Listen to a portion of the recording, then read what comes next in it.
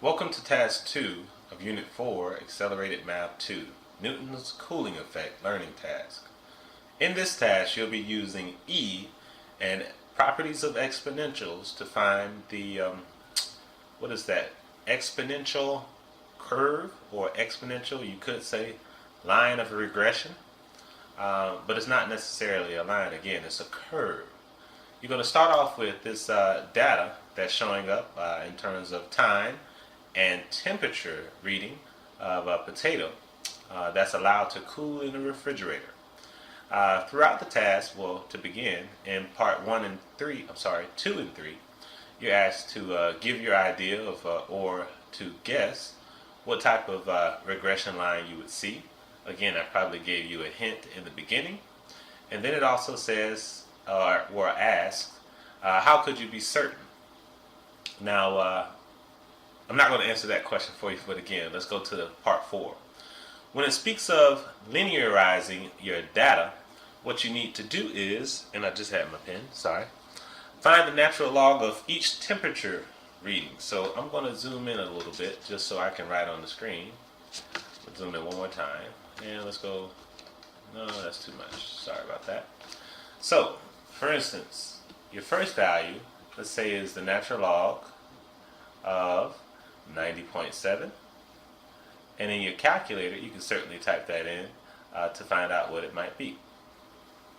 I'm going to actually pull up a scientific calculator.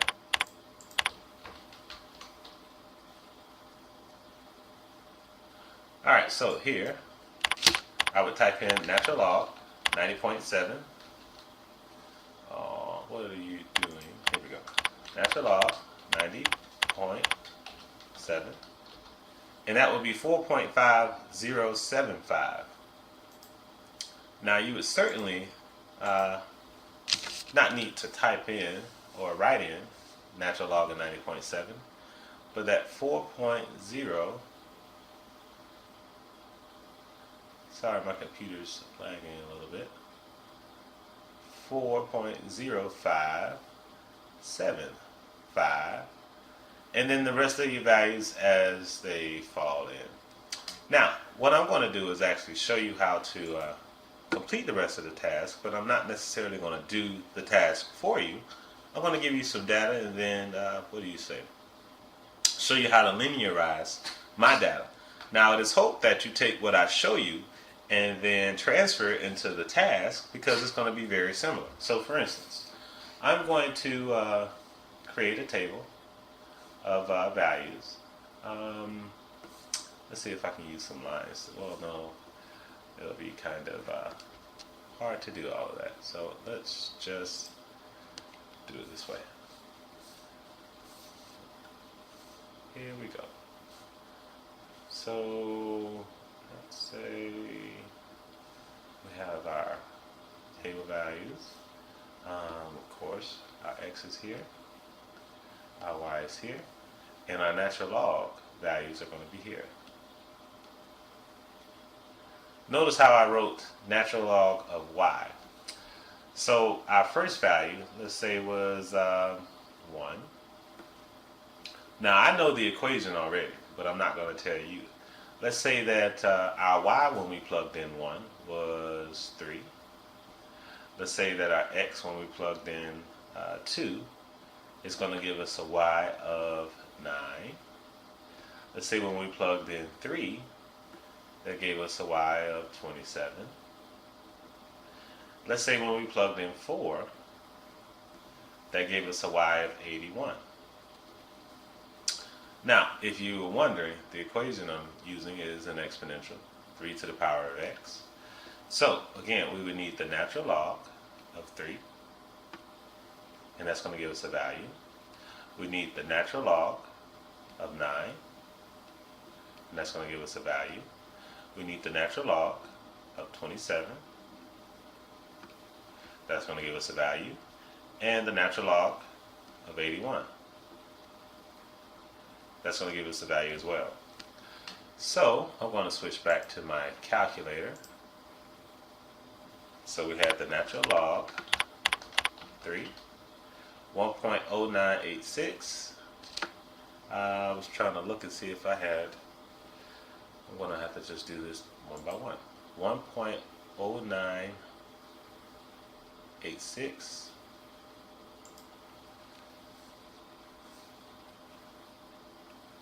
1.0986, and then natural log of 9.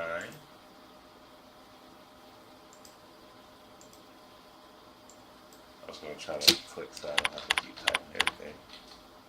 2.197. 2.197. 177. So what was it? I can't remember. 2.1972.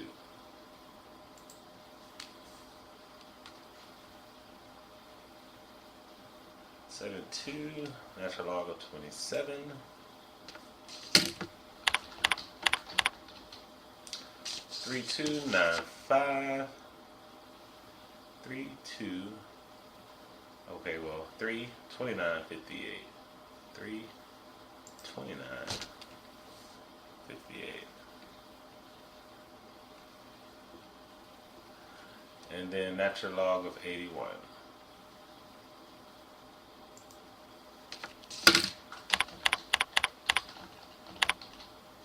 43944. 43944.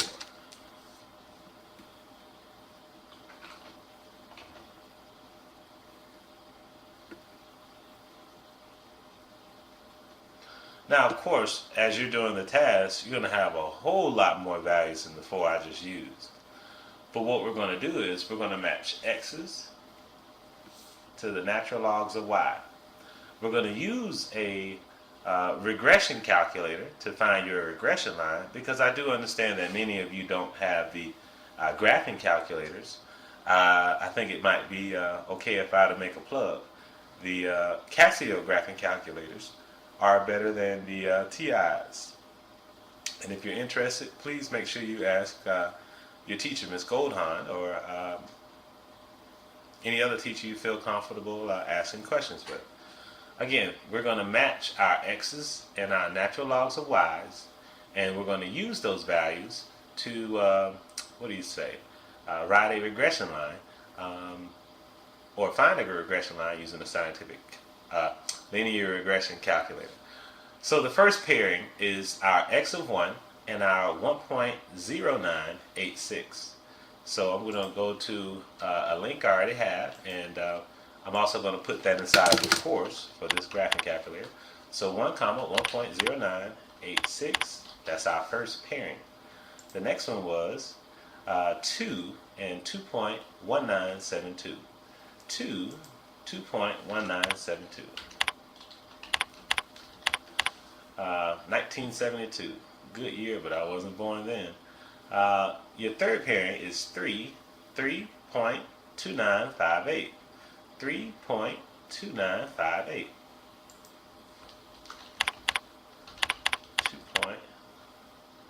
3.2958. And our last pairing is 4, 4.3944. 4.3944.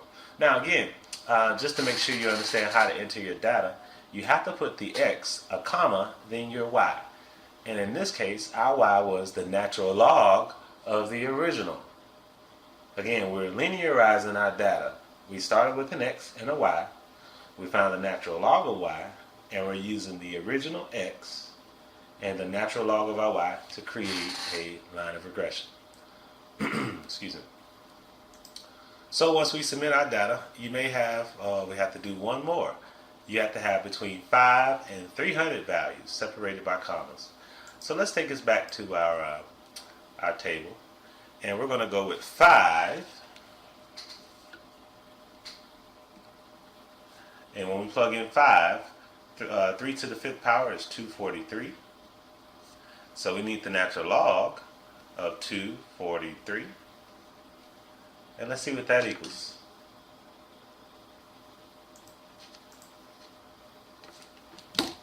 Natural log 243. That's 5.4930. 5.4930. So I'm going to write that in on our table. 5.4930. That's a 9. So then we're going to enter that as the fifth value on our table. 5.4930. Now we're going to submit this data, and notice it gives us a nice little line of regression. Let's see if I can slide this over a little bit. It's not. Let's see if I make it a little smaller. All right. So for our line of regression, just to kind of show you what we're looking at, here's our slope, okay, and here's our slope as it appears in what you refer to as slope-intercept form. The 1.0986 appears in front of your x. And then, in case you're not familiar with scientific notation, this is a really small number. That e to, let me show you what it says. This e to, I know what it says, but you see how it says e negative 15? That's saying that you would have this 1.776, right? But you would move that decimal like you would in scientific notation 15 times to the left. Just to show you what that means, let's scroll down a little bit. Say we use the first three values. We have 1.77. Because of the negative 15, you move that decimal once, twice, 3, 4, 5, 6, 7, so many times. Now, and you put a 0 here. And then you have so many zeros behind it, the decimal point rather, that you would realize that, hey, the y-intercept is really small. So then let's talk about what that means. Let's go back to our line of regression. Okay, now we see that our line is rather perfect. Notice all the points, those x's, pretty much are on a line. That's why your y-intercept is perfect, or what could I say, really small, because you kind of start at 0 and you're almost at 1, 1, you're almost at 2, 2, almost at 3, 3, etc., etc. The only reason why it's not perfectly or exactly at 1, 1, or 2, 2 is because your slope is a little bit more than 1. Now, in terms of all that gibberish I just talked about, that's if you have a very strong understanding of slope-intercept form.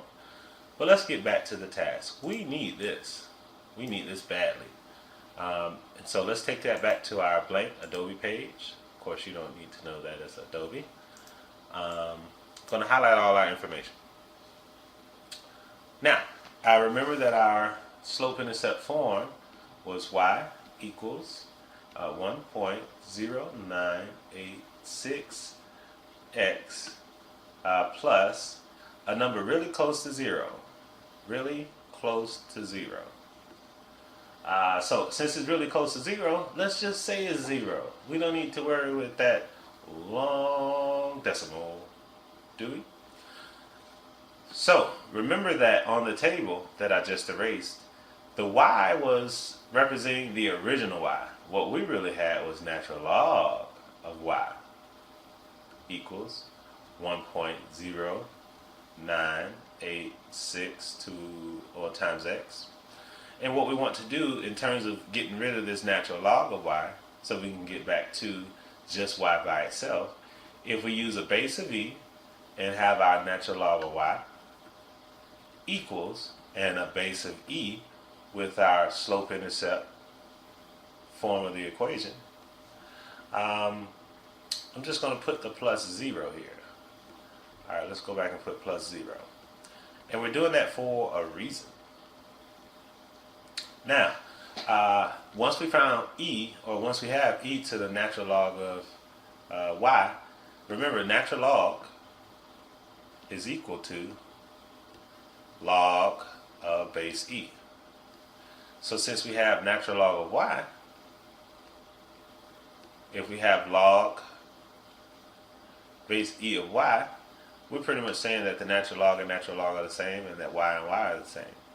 In other words, e to the power of natural log is going to cancel out, and we'll have y equals e to this power 1.0986x times 1.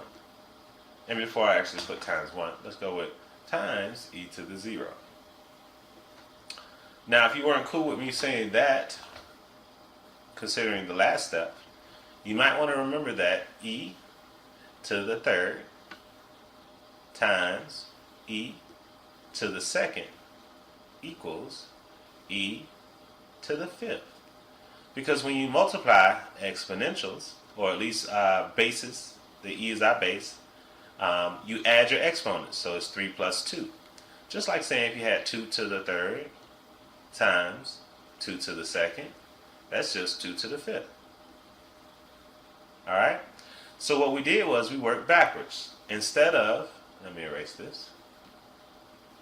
Instead of knowing that we were multiplying, all we knew was that we were adding exponents. So say we had e to the third plus 2, like that being up in the exponents. That's just like saying e to the third times e to the second. Now the only reason we didn't go ahead and say e to the fifth is because we can't combine like terms. As you can see here, let me circle it. As you can see here, this e to the x, or e to the 1.0986 to the power x, is not like e to the 0. E to the 0 is 1. So let me take away those. Anyway, if we were to simplify e to the 0, anything to the first power, 0 power, is always 1. So then our equation is pretty much y equals 1 times e to the power of 1.0986x. That's our exponential line of regression. Now, I want us to check something. We have 1 times e to the 1.0986x as our line of regression. I did tell you that your original graph was 3 to the power of x. Let's see if these give us the same values when we plug in 1. 1 for x. We already know that 3 to the first is 3. So let's go to our calculator. We're going to type in e raised to the power, caret, parentheses, just to show that our exponent is going to be in the exponent, everything. We have 1.0986 times 1. Notice we get a number that's really close to 3. So what we did was we found another way to write an exponential function using the powers of, the properties of powers, or the properties of exponents. So let's try that again. We know we had 3 to the second power, 3 caret 2. That's 9. So let's see what e raised to the power of 1.0986 times 2 gives us. A number really close to 9.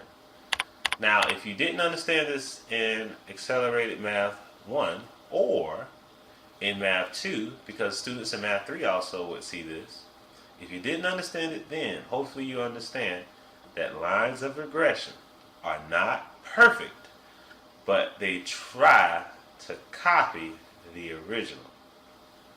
The only reason you would use lines of regression is that you don't know the original. So, looking back at the task, once you linearize all your data, I'm just zooming out so you can see what I'm reading, you create your scatter plot. Hopefully you know that a scatter plot is pretty much your x and y axis. I click the button and it slows everything down. Alright, sorry about that. So once you do your x and y axis, you have your scatter plot of all your values. And of course, you try your best to figure out some line of regression, or at least you know it. Since you already know it, actually you can show it. And another thing, you don't have to create the scatter plot, because if you remember the website that I showed you, and again I'll link it, it makes the scatter plot for you. Aha! So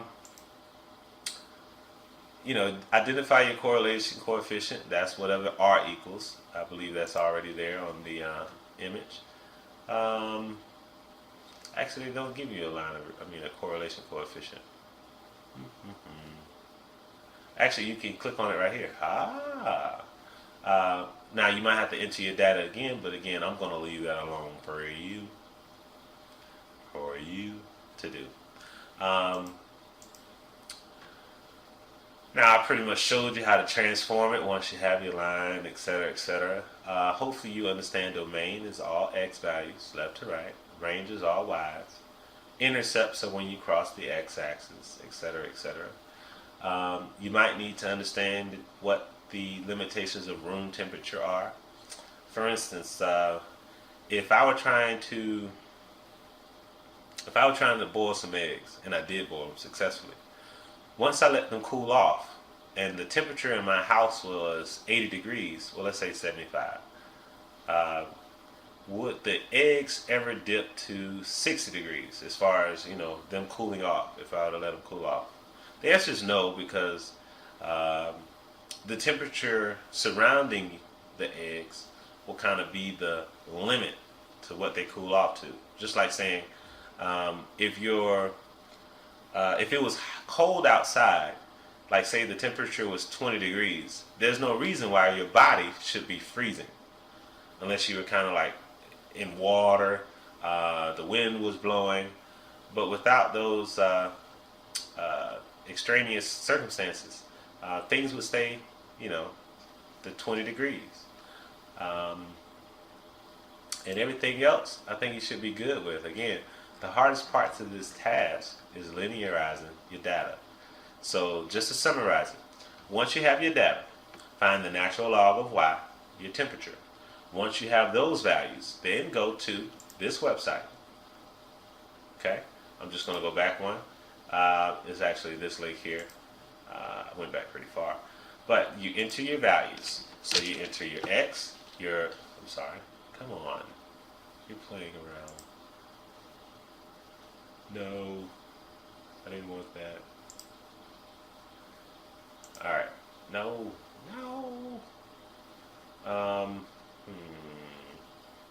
Okay, so I can reset it. There we go. Gosh.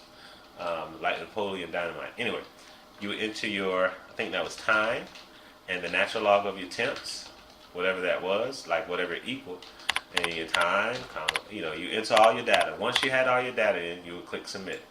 Remember, let's say to blah blah blah. Remember, you need 5 values, so you need x, y, x, y, x, y, x, y, x, y. And because your table was rather long, again, you have all of these values, probably 20 of them. So because your table is rather long, your line will be a bit accurate, very accurate almost. And I think that's really it. Make sure you take whatever you had, let's say here, whatever your line is, this y equals, make sure you write it as natural log of y. If your number was really close to 0 like mine was, okay, you don't have to worry about it. And in fact, I don't think yours will be. So let me just give you a quick summary of what it might be. So let's say we had, let's just say we had natural log of y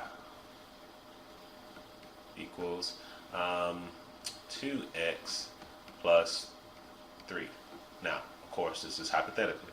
Once you have e to the natural log of y,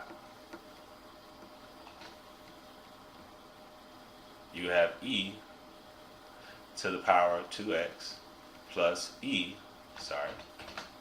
plus 3. Okay? Now, because e to the power of natural log of y is just y, you have e to the power of 2x times e to the third. So, in other words, your equation is going to look more like what we're about to see. Let's see what e to the third is, because we can't find the e to the power of 2x. So e to the third is 20.0855. 20.0855. Then that will give us y equals e to the power of 2x times 20.0855. 20.0855. And again, your equation will look more like this. So then your final equation would be y equals 20.0855 times e to the power of 2x. And you can treat your, what do you say? You can treat everything else very similar to what we did earlier. But again, that should be it. If you have any questions, please be sure to ask your online teacher. Hopefully my jokes were not lame and that you did learn.